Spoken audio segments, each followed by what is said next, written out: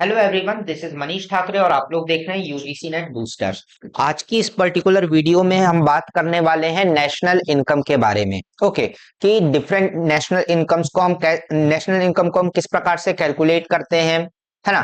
कौन कौन से हम मेजर्स को कंसीडर करते हैं, ये सारी बातें हम करने वाले हैं इस पर्टिकुलर वीडियो में। ओके, तो यदि आपको यूजीसी नेट पेपर 1 और मैनेजमेंट के नोट्स चाहिए तो आप इस टेलीग्राम चैनल को ज्वाइन कर सकते हैं। लिंक्स डिस्क्रिप्शन में है, वहां पर आपको फ्री ऑफ कॉस्ट पेपर 1 और मैनेजमेंट के नोट्स मिल जाएंगे। ओके, तो स्टार्ट करते हैं। सबसे पहले जानते हैं कि नेशनल इनकम क्या होती है। National income is the money value of all goods and services produced in a country during a year, यानी कि एक साल के अंदर किसी भी कंट्री के अंदर कितनी सर्विसेज और गुड्स प्रोड्यूस हुए हैं, इस बात की जानकारी हमको नेशनल इनकम देता है। While family income refers to the economic position of household, जबकि जो फैमिली इनकम होती है जैसे वो हाउस होल्ड की जो इकोनॉमिकल पोजीशन है उसको बताती है। नेशनल इनकम शो करती है economical position of the nation, किसी भी राष्ट्र की क्या इकोनॉमिकल पोजीशन है वो नेशनल इनकम जो है वो शो करती है। The basic objective of economy is to achieve economic progress. क्या है इकोनॉमिक्स पढ़ने का, हमारा इकोनॉमिक्स को जानने का जो बेसिक मुद्दा है वो क्या है कि हम इकोनॉमिकल प्रोग्रेस चाहते हैं। तो नेशनल इनकम हेल्प करता है हमको असिस्ट करने के लिए कि हमने एक साल में क्या पाया, क्या खोया, कितना हमने प्रोग्रेस किया, किन सेक्टर्स में हमने प्रोग्रेस किया, कहां से हमको ज्यादा इनकम जनरेट हुई और कहां पर हमको काम करने की जरूरत है। तो नेशनल इनकम को हम कैलकुलेट कैसे करते हैं। National income accounting equation is equation that shows the relationship between income and expenditure of the economy and other categories. It is represented by the following equation. हम क्या देखते हैं कि भाई नेशनल इनकम में इस इक्वेशन में हम जानते हैं कि हमने कितना कमाया और कहां पर हमारा पैसा खर्च हुआ है। तो जो इक्वेशन उसके लिए क्या है, y is equal to C plus I plus G plus और ब्रैकेट में क्या है x माइनस एम। तो हमारा जो y है वो क्या है, नेशनल इनकम है। c क्या है, ये है पर्सनल कंजम्पशन एक्सपेंडिचर, यानी कि हर व्यक्ति प्रति एक व्यक्ति कितना व्यय है, प्रति व्यक्ति कितना एक्सपेंडिचर है। ओके, पर्सनल एक्सपेंडिचर कितना हुआ है, तो इंडिया के सारे लोगों ने मिल करके कितना एक्सपेंसेस किए हैं वो चीज इसमें आएगी। पर्सनल इन्वेस्टमेंट, सारे लोगों ने मिलकर के कितना पैसा इन्वेस्ट करके रखे हैं, जमीन खरीदे कितने की है, बैंक में फिक्स डिपॉजिट कितना है, कितने रुपए का शेयर खरीदा हुआ है, ये सारा का सारा क्या हो जाएगा, पर्सनल इन्वेस्टमेंट हो जाएगा। गवर्नमेंट ने कितना खर्चा किया है ना, कितना सब्सिडीज दिया है, कितना अलग अलग अपनी कंपनीज में पैसा खर्चा किया है, जैसे रेलवे में कितना पैसा खर्चा किया है, कितने की रोड बना दिए हैं, है ना, कितने के ब्रिज बना दिए हैं, ये सारा का सारा पैसा आ जाएगा। इसके बाद में ये सारी चीजों को हमने ऐड कर दिए। इसके बाद में हम क्या करेंगे, नेट एक्सपोर्ट, कितना हमने एक्सपोर्ट किया है बाहर सामान बना करके, उसको माइनस कर देंगे किससे, इंपोर्ट से। ठीक है, हमने कितना नेट एक्सपोर्ट किया उससे माइनस कर देंगे नेट इंपोर्ट को। मान लीजिए कि हमने क्या किया, 100 रुपए का एक्सपोर्ट किया और माइनस हमने क्या कर दिया, 50 रुपए का इंपोर्ट कर लिया, तो हम क्या कर देंगे, इसको ऐड कर देंगे अपने कैलकुलेशन में। ओके,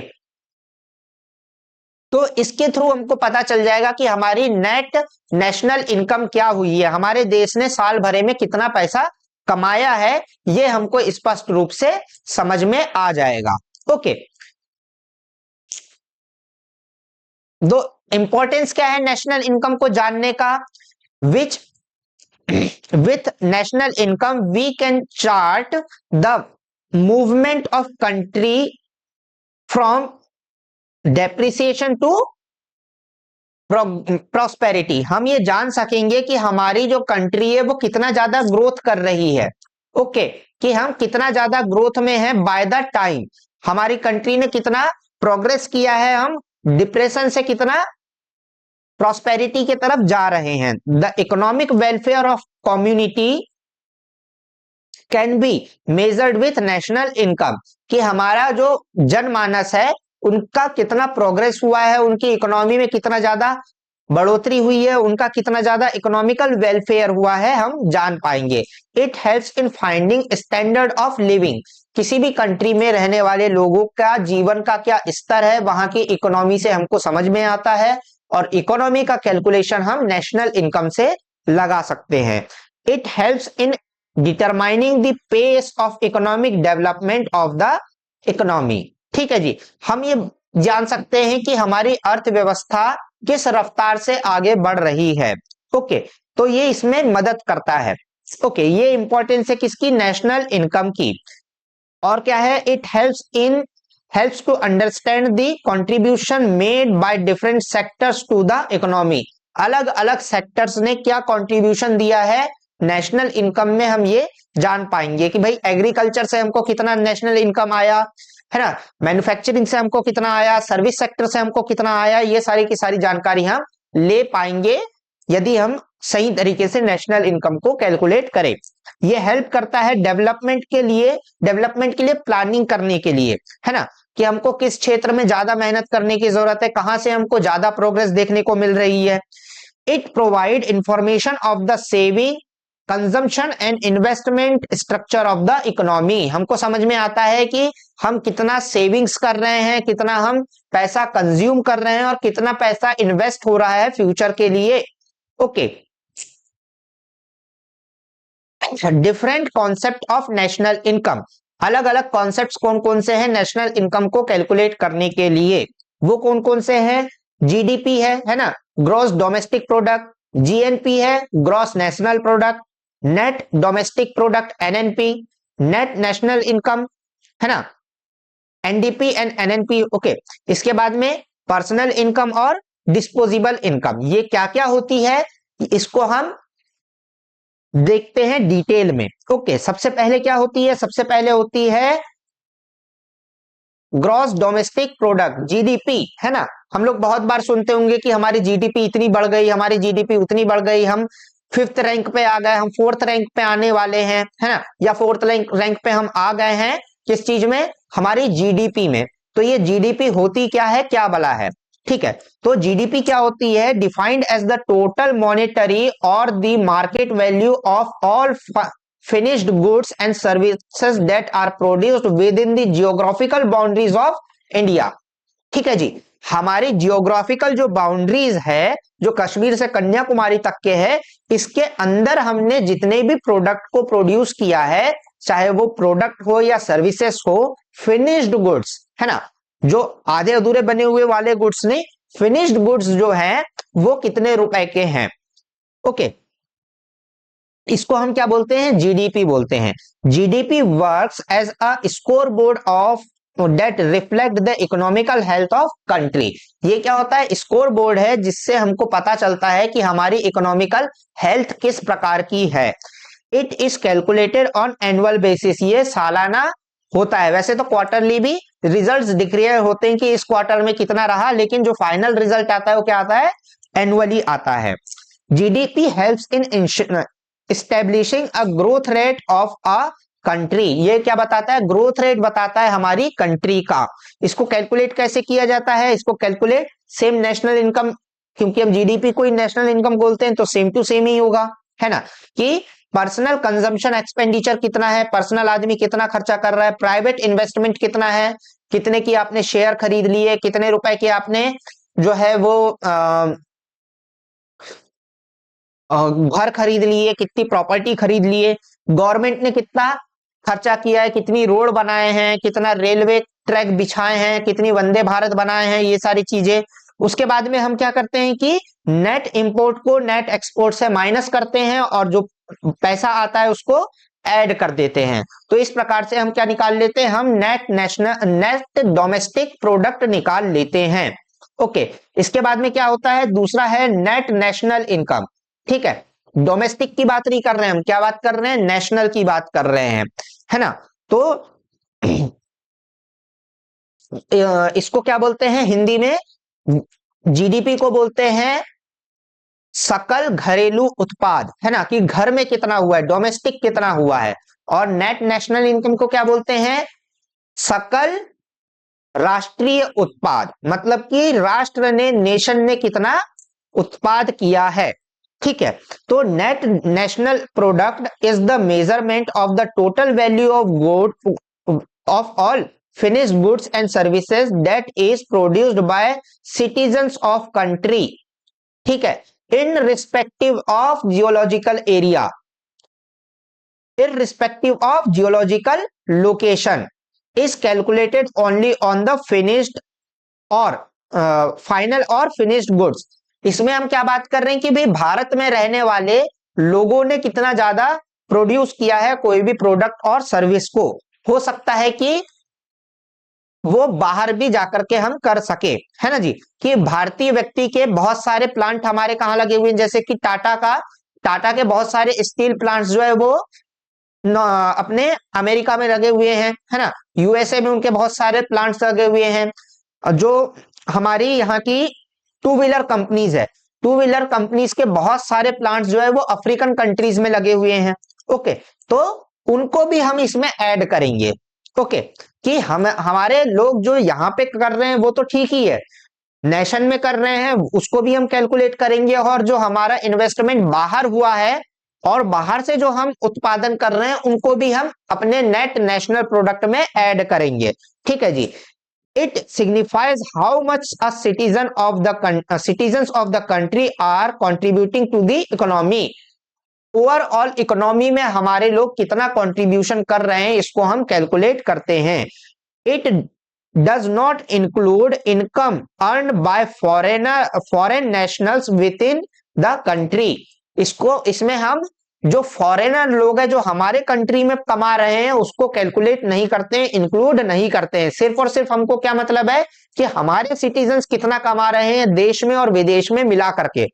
ओके, इसको कैलकुलेट कैसे करते हैं, सी plus I plus G plus x plus Z. देखते हैं क्या क्या होता है। सी का मतलब हमने पहले देख चुके हैं क्या, कि पर्सनल कंजम्पशन एक्सपेंडिचर। इसके बाद में आई क्या होता है, आई होता है प्राइवेट इन्वेस्टमेंट हमारा कितना है, जी कितना होता है गवर्नमेंट ने एक्सपेंडिचर कितना किया हुआ है, एक्स क्या होता है कि नेट एक्सपोर्ट कितना हुआ है। अब जो जेड है वो क्या है, जेड होता है कि जो इनकम अर्न की है डोमेस्टिक रेसिडेंट ने ओवरसीज में, यानी कि इंडियन आदमी ने बाहर जाकर के कितना पैसा कमाया है उसको हम माइनस कर देते हैं कि किससे, जो पैसा फॉरेनर ने इंडिया में आकर के कमाया है उससे। ओके, हम क्या कर रहे हैं कि इंडियन आदमी ने बाहर जाकर के पैसा कितना कमाया है उसको माइनस कर दे रहे हैं किससे, जो फॉरेन का आदमी है, बाहर विदेशी आदमी है, उसने इंडिया में इन्वेस्ट करके जो पैसा कमाया है उससे, और उसको हम क्या कर दे रहे हैं, ऐड कर दे रहे हैं यहां पर। तो जेड क्या होता है, जेड होता है net investment, net income by investment, है ना, कि हमने बाहर से कितना कमाया है उसको हम माइनस कर देंगे बाहर के आदमी ने हमसे कितना कमाया है उससे। तो इस प्रकार से हम ग्रॉस नेशनल प्रोडक्ट को निकाल लेते हैं। ठीक है जी, इसके बाद में क्या आता है कि GDP and NDP on basis of market price and factor cost. ये दो अलग अलग तरीकों से हम जीडीपी और जीएनपी को कैलकुलेट करते हैं। ओके, कौन से तरीके हैं कि मार्केट प्राइस के ऊपर भी हम जीडीपी और जीएनपी को निकाल सकते हैं और फैक्टर कॉस्ट के ऊपर भी हम जीडीपी और जीएनपी को निकाल सकते हैं। तो मार्केट प्राइस पे हम जब निकालेंगे तो हम क्या करेंगे, द एक्चुअल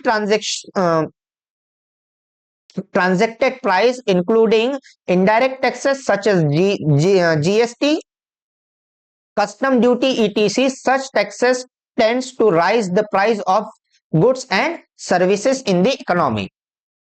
हम क्या करते हैं कि प्रोडक्ट की जो वैल्यू है उसको क्या मानते हैं, जो कि मार्केट प्राइस है उसको मानते हैं। मान लीजिए कि 10 रुपए की जो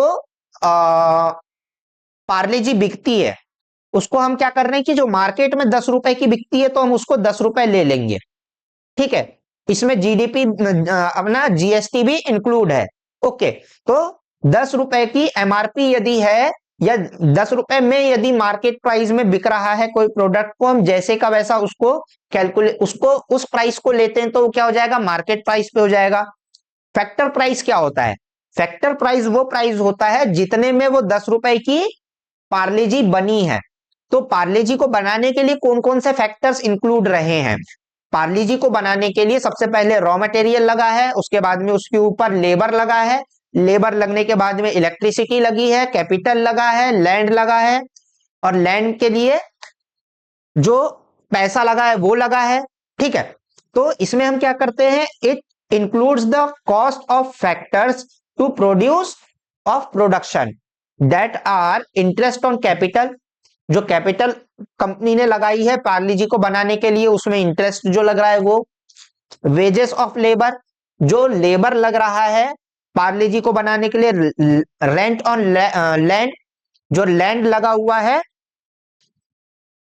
profit to the stakeholder, है ना, कि स्टेक होल्डर्स जो हैं उनको जो प्रॉफिट जा रहा है in 10 services produced by service producer and goods sold by the producer to equal to the revenue price, है ना, कि रेवेन्यू प्राइस आखिर में आप कितना बना रहे हैं उसको हम कैलकुलेट कर रहे हैं किस प्रकार से, कि हम जितने भी फैक्टर्स इंक्लूड हुए हैं प्रोडक्शन में उसको ऐड करेंगे और जो प्रॉफिट मार्जिन ली गई है स्टेक होल्डर्स के द्वारा उसको ऐड करेंगे और हम एंड प्राइस तक के पहुंचेंगे।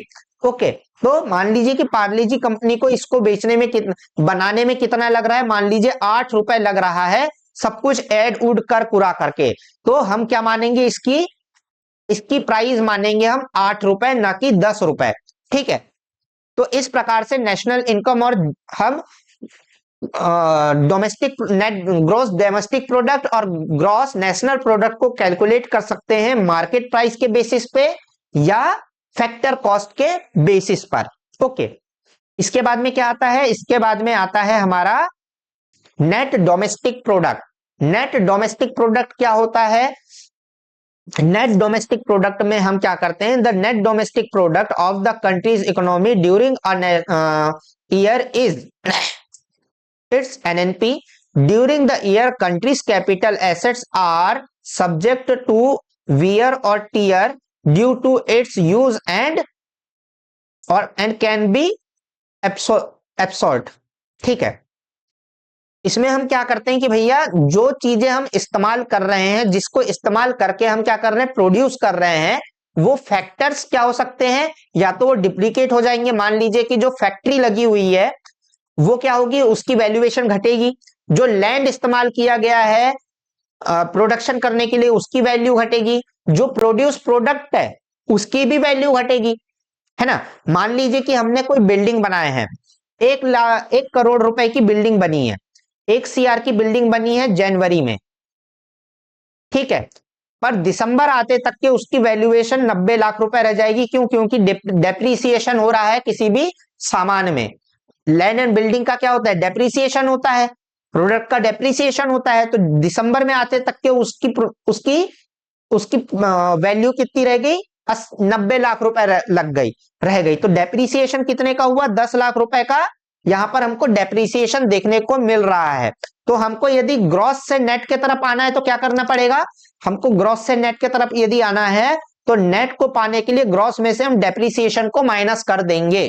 ओके, तो हम क्या करेंगे, जीडीपी में से डेप्रीसिएशन को माइनस कर देंगे तो जीएनपी हमारा निकल जाएगा। ओके,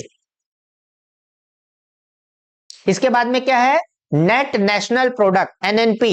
एनएनपी में हम क्या करते हैं कि वही करते हैं जो अब जीडीपी में करते हैं, जो कि हमारा जीएनपी होगा उसमें से हम डेप्रीसिएशन को माइनस कर देंगे तो हमारा क्या आ जाएगा, नेट नेशनल प्रोडक्ट आ जाएगा।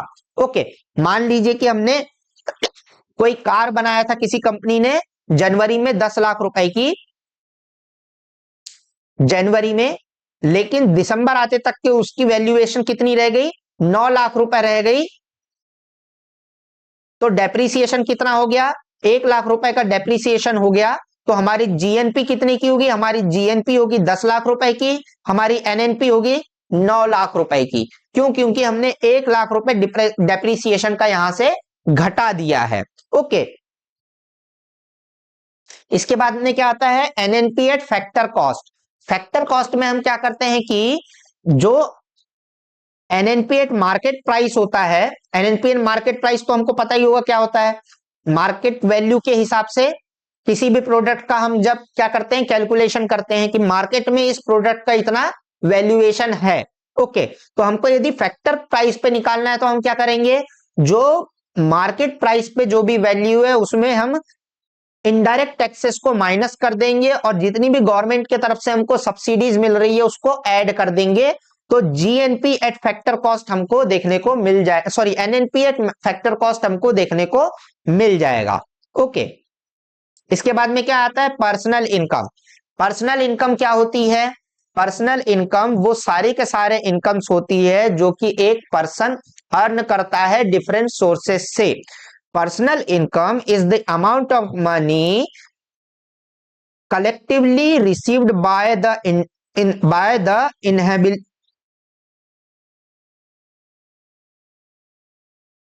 Inhabitants of the country. जितने भी हमारे रिहायशी लोग हैं जो कि किसी भी देश में रहते हैं, उनका कलेक्टिव कितना रिसीविंग हुआ है मनी, उसको हम क्या बोलते हैं, पर्सनल इनकम बोलते हैं। पर्सनल इनकम क्या क्या हो सकती है, जैसे कि हमारी सैलरीज आ रही है, कहीं से कुछ हमको कमीशन आ रहा है, कहीं से हमको कोई इंटरेस्ट आ रहा है, कहीं से कोई डिविडेंड आ रहा है, इन सबको ऐड कर देंगे तो हमारा क्या आ जाएगा, पर्सनल इनकम आ जाएगी।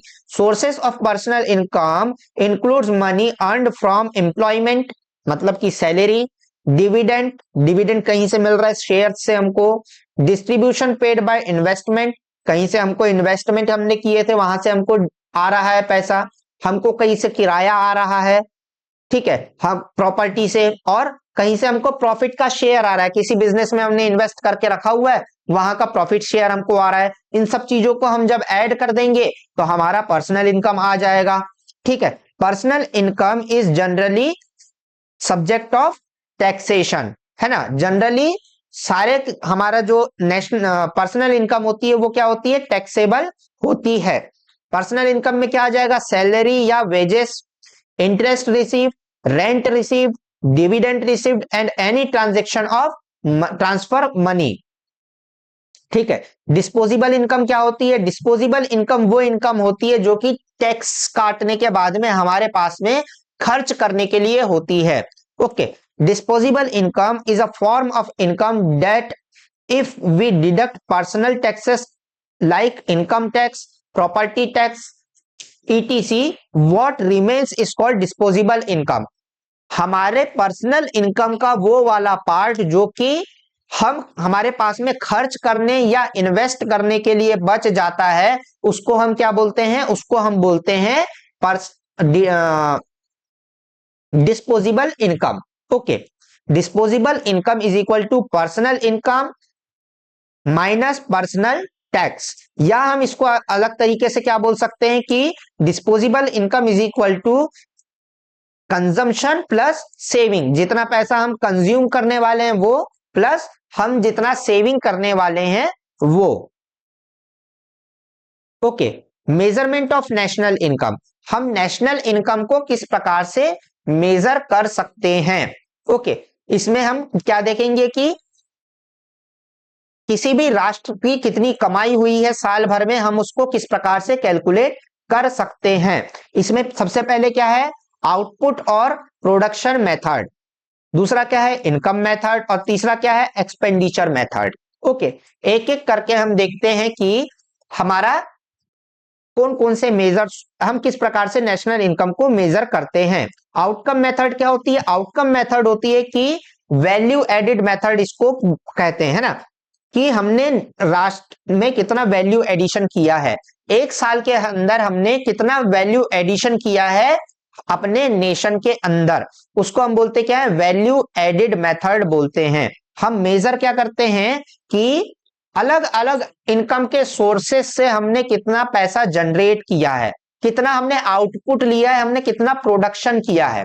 ओके, हम क्या देखते हैं कि हमने कितना प्रोडक्शन किया है डिफरेंट सोर्सेस से। ओके, डिफरेंट सेक्टर्स से। प्राइमरी सेक्टर हमारा क्या है, हमारा एग्रीकल्चर है, फिशिंग है और माइनिंग है, ये क्या हो जाएंगे, हमारे प्राइमरी सेक्टर्स हो जाएंगे। सेकेंडरी सेक्टर क्या होता है, manufacturing sector and construction sector. ठीक है, कितनी बिल्डिंग्स हमने बनाए, कितने रोड्स बनाए, कितना इंफ्रास्ट्रक्चर डेवलप किया और कितना सामान हमने मैन्युफैक्चर किया। और टर्सरी क्या है, टर्सरी सेक्टर है ट्रेड, सर्विसेज, ट्रांसपोर्ट, कम्युनिकेशन, ये सारा का सारा क्या है, हमारा टर्सरी सेक्टर है। ओके, तो इसको हम कैलकुलेट कैसे करते हैं, कैलकुलेट करने के लिए हम क्या करते हैं, gross value of production on each sector. हम क्या देखते हैं कि सारे सेक्टर से हमको कितना कितना हमने प्रोडक्शन किया है उसको हम ऐड कर देते हैं। हम क्या करते हैं, डिडक्ट करते हैं इंटरमीडिएटरी प्रोडक्ट को, यानी कि ऐसे प्रोडक्ट जो कि क्या होते हैं, इंटरमीडिएटरी, ये फिनिश्ड गुड्स नहीं है, या एक सेक्टर दूसरे सेक्टर को इस्तेमाल करने के लिए दे रहा है ना। मान लीजिए कि माइनिंग का कोई ऐसा प्रोडक्ट है जो माइनिंग से निकला है और वो मैन्युफैक्चरिंग में जा रहा है, तो हम एक ही प्रोडक्ट को दो बार कैलकुलेट नहीं करेंगे। हम क्या करेंगे, हम मैन्युफैक्चरिंग से उस प्रोडक्ट को हटा देंगे, है ना, उसकी वैल्यूएशन को हटा देंगे। क्यों, क्योंकि इससे क्या होगा कि माइनिंग से लोहा निकला, हम उसी लोहे को फिर क्या कर रहे हैं, अपने स्टील प्लांट में भी कैलकुलेट कर रहे हैं, तो ये डबल बार एक ही प्रोडक्ट जो है वो कैलकुलेट हो गया। तो ऐसा नहीं होना चाहिए, इसके लिए हम क्या करते हैं कि भाई डुप्लीकेशन को हम हटा देते हैं, इंटरमीडिएटरी जो प्रोडक्ट होते हैं उनको हम कैलकुलेशन से हटा देते हैं। इसके बाद में हम सम अप करते हैं value of all the sectors, सारे के सारे सेक्टर्स का वैल्यूएशन को हम क्या कर देते हैं, ऐड कर देते हैं और उसको जीएनपी के साथ में एडजस्ट करते हैं। मतलब कि जो हमारी सब्सिडीज है, जो हमारी इनडायरेक्ट टैक्सेस को माइनस कर देंगे और उसमें सब्सिडीज को क्या कर देंगे, ऐड कर देंगे। हम क्या करते हैं, फॉर्मूला क्या होता है जीएनपी का, GNP plus minus depreciation, minus कर देते हैं हम इनडायरेक्ट टैक्सेस को और प्लस कर देते हैं उसमें क्या, सारी की सारी सब्सिडीज को। इसको कैलकुलेट करने का एडवांटेज क्या है, एडवांटेज इस मेथड को इस्तेमाल करने का है कि हम, ये बहुत ज्यादा सुटेबल होता है सेंसस करने के लिए, कि सेंसस ऑफ प्रोडक्शन, कि भाई हम कितना ज्यादा प्रोडक्शन किए हैं through out the year, different sectors ने हमको कितना प्रोडक्शन दिया हुआ है, कि सर्विस हमने कितनी प्रोड्यूस की है, हमने प्रोडक्ट कितना प्रोड्यूस किया है, कितना हमने एग्रीकल्चरल यील्ड लिया है ना, एग्रीकल्चर ने कितना ज्यादा प्रोड्यूस करके हमको दिया हुआ है, कितना ज्यादा मैन्युफैक्चरिंग हमने किया है, कितना ज्यादा सर्विसेज हमने क्रिएट की है, इसको हम क्या कर सकते हैं, कैलकुलेट कर सकते हैं। और हम contribution and impact of different sectors को देख सकते हैं, सेक्टर वाइज हम देख सकते हैं कि किसका कितना कंट्रीब्यूशन है। ठीक है, इसके बाद में क्या है, इसके बाद में है हमारा इनकम मेथड। इनकम मेथड में हम क्या देखते हैं कि इनकम कितनी हमने जनरेट की है डिफरेंट मीन्स से, है ना, कि हमारा इनकम कितना आया है अलग अलग सोर्सेस से। मेजर करते हैं हम नेशनल इनकम को from distribution sites, focuses on the income earned bye individuals and entities in the economy. हमारे बिजनेस ने कितना कमाया है, बिजनेस एंटरप्राइजेस ने कितना कमाया है और हमारे इंडिविजुअल्स ने कितना कमाया है, उसको हम ऐड कर देते हैं। जैसे कि रेंट हमने कितना कमाया है, वेजेस एंड सैलरीज कितनी कमाई गई है, इंटरेस्ट कितना कमाया गया है, प्रॉफिट कितना कमाया है एंटरप्रेन्योर ने, और सेल्फ एम्प्लॉयमेंट के द्वारा कितना ज्यादा इनकम जनरेट किया गया है। हम क्या करते हैं, कैलकुलेट कैसे करते हैं, सबसे पहले हम सम अप करेंगे all income earned by the factors of production, अलग अलग फैक्टर्स ऑफ प्रोडक्शन से हमारा कितना कैलकुलेशन हुआ है उसको हम क्या करते हैं, ऐड करते हैं। Include net factors income from abroad, abroad से हमारा कितना पैसा आया है उसको हम क्या करते हैं, इंक्लूड करते हैं। और एडजस्ट करते हैं जीडीपी को डेप्रिसिएशन के साथ में, और इनडायरेक्ट टैक्सेस को हम सब हटाते हैं और सब्सिडीज को हम क्या कर देते हैं, ऐड कर देते हैं। ठीक है, हम क्या कर रहे हैं, हमने सारे सोर्सेस से आने वाले पैसे को क्या कर दिया, ऐड कर दिया। उसके बाद में हम एडजस्ट करने के लिए क्या करेंगे, एडजस्ट करने के लिए हम डेप्रिसिएशन को क्या कर देंगे, माइनस कर देंगे। और हम इंक्लूड, हम क्या कर देंगे, सब इससे हटा देंगे किन किन चीजों को, इनडायरेक्ट टैक्सेस को हटा देंगे और सब्सिडीज को ऐड कर देंगे। ओके, एडवांटेज क्या है इसका, एडवांटेज है कि हम इनकम डिस्ट्रीब्यूशन को कैलकुलेट कर सकेंगे कि भैया इनकम कौन कितनी कमा रहा है, वेजेस कौन कितना कमा रहा है, प्रॉफिट्स कौन कितने कमा रहा है, इन सारे चीजों को हम क्या कर पाएंगे, हम कैलकुलेट कर पाएंगे कि जो लैंड ओनर है वो लैंडलॉर्ड है वो कितना रेंट कमा रहा है, जो कैपिटलिस्ट है वो कितना प्रॉफिट कमा रहा है, जो वर्कर है उसको कितना वेजेस मिल रहा है। ये सारी की सारी चीजें क्या की जा सकती है, कैलकुलेट की जा सकती है।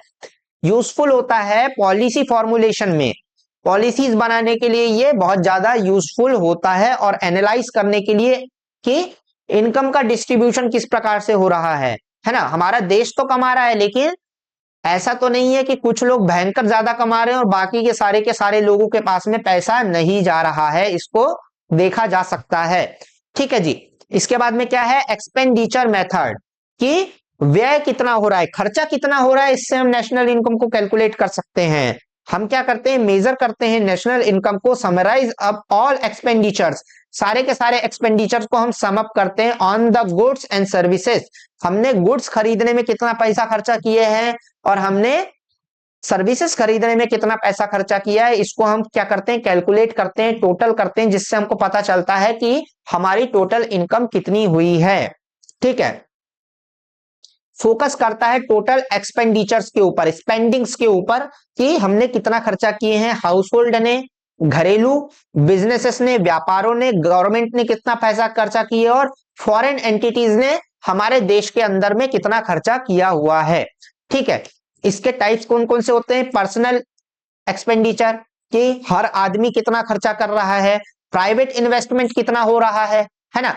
इन्वेस्टमेंट भी तो एक खर्चा है, कि फ्यूचर के लिए हम अभी से खर्चा करके रख दिए हैं। गवर्नमेंट एक्सपेंडिचर कितना है, कि गवर्नमेंट ने कितना खर्चा किया हुआ है ना। रोड्स कितनी बनाई है, प्रोडक्ट कितने बनाए हैं, है ना। इसके बाद में कितना ज्यादा, मान लीजिए कि हमने एयरप्लेन कितने बनाए हैं और एक्सपोर्ट कितने किए हैं। ओके।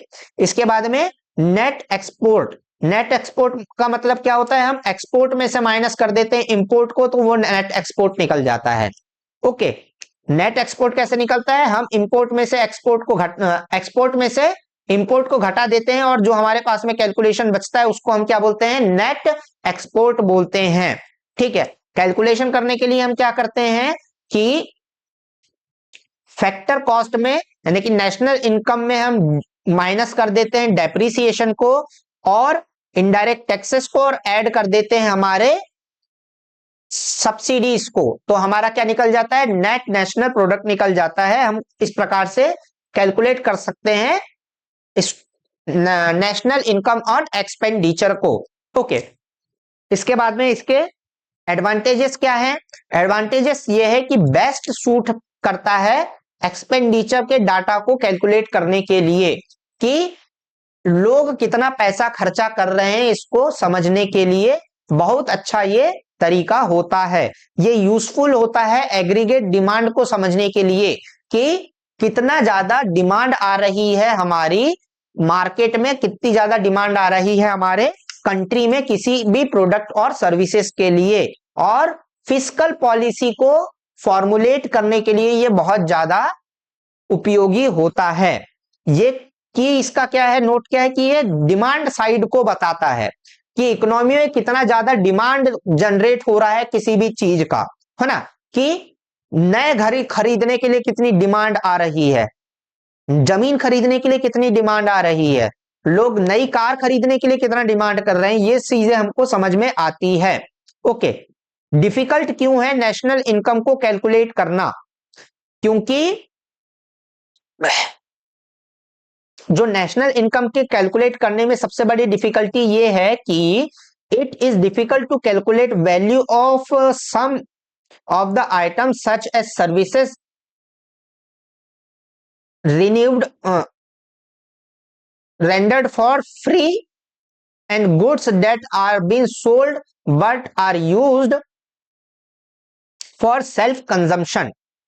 सर्विसेज को की क्या वैल्यूएशन होगी, इसको आइडेंटिफाई करना बहुत ज्यादा मुश्किल होता है, और जो फ्री सर्विसेज दी जाती है उसको किस प्रकार से आप कैलकुलेट करेंगे, है ना। क्योंकि सर्विसेज प्रोड्यूस तो हुई है लेकिन उसका कुछ मॉनिटरी आउटकम नहीं निकला है, तो उन चीजों को आप किस प्रकार से कैलकुलेट करेंगे। गुड्स को तो कैलकुलेट किया जा सकता है कि भाई गुड्स को बनाने में कितना ज्यादा पैसा खर्चा हुआ है, आप को कैलकुलेट कर लेंगे, लेकिन सर्विस की वैल्यूएशन निकालना बहुत ज्यादा मुश्किल होता है ना। यदि उसका कोई वैल्यू नहीं दी गई है ना, फ्री में कोई सर्विस को दिया गया है तो उसका वैल्यूएशन किस प्रकार से निकाला जाएगा, पहली बात।